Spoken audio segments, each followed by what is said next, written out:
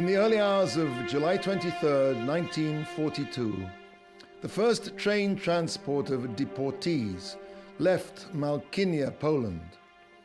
The train was made up of 60 closed cars packed with Jews from the Warsaw Ghetto. The car doors were locked from the outside and the air apertures were barred with barbed wire. July 23, 1942 was the day that the murders started in Treblinka. July 23rd, 1942 was the 9th of Av, Tisha B'Av.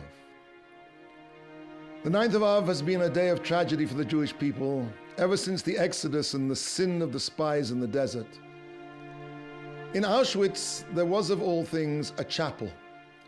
The chapel had a priest whose job it was to minister to the camp staff. Day after day after day, he watched as train after train after train disgorged its desperate human cargo.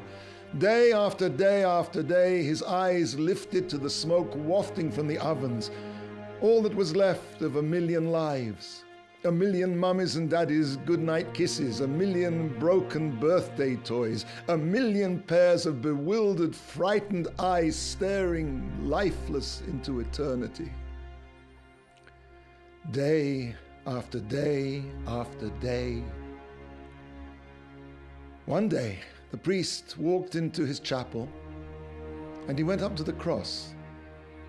He picked up the cross and slowly with his bare hands tore it piece by piece. He smashed the cross into nothingness, saying over again as he was doing this, "This is the people of God. This is the people of God." We usually think of a miracle as a cripple throwing away his calipers, or a blind boy, blind from birth, suddenly saying, "I can see, I can see." But there are other kinds of miracles. Rabbi Yochanan ben Zakkai lived at the time of the destruction of the Second Temple. There was unimaginable hunger in the land of Israel. One day, he came upon a young girl picking out undigested barley from amongst the dung of an animal, the only food she could find. This girl was the daughter of Nakdiman ben Gurion, one of the richest men in the world. Rabbi Yochanan started to cry, and he said, "How happy are you, Yisrael?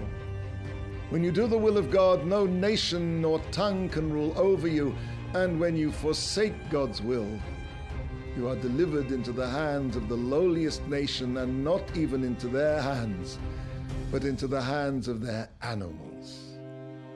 Why the Jewish people should be happy that no nation rules over them is self-evident. But why should we be happy? Why should we be happy sifting dung to survive?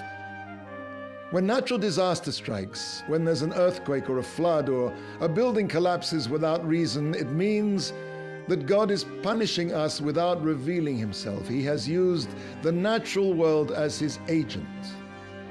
It means he doesn't want a direct involvement with us. He has distanced himself from us.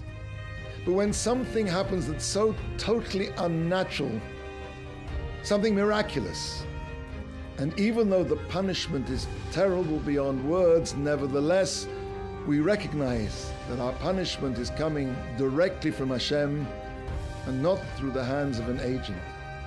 Even in that terrible time, we know that we've not been abandoned by our Father in heaven.